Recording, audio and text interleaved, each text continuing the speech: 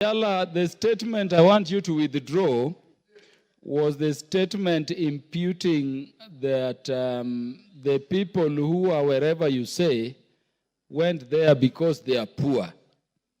The clarification being made, which I hear you agree with, is that those people were there celebrating Christmas, and so the bread they were being given was not because of lack, but because they were celebrating.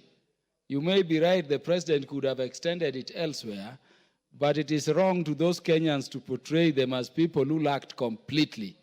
When you know, as we all know, that the people of Soy, it's within Uasin Gishu, which is the breadbasket of the country. So we just withdraw that statement so that we can go back to the business of parliament.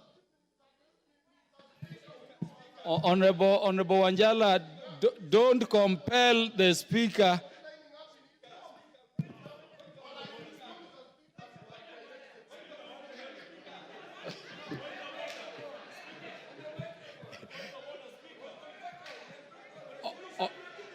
Just a minute, members.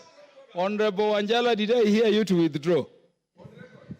On record, Mr. Speaker, exactly what you have directed. Yeah, these are our people. These are our people. Let us not make wrong those people who have food should not be lining up at the president's home. Honorable Wanjala, when you withdraw unequivocally. Please just say you withdraw the statement imputing the people of Soy are poor and that is the reason they were being given bread. Or just say you withdraw so that we transact business.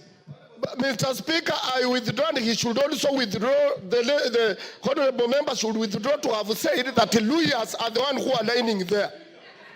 Honorable Wanjala, do I hear you to withdraw the statement you made? Speaker. Thank you. So, Honorable Kajwang.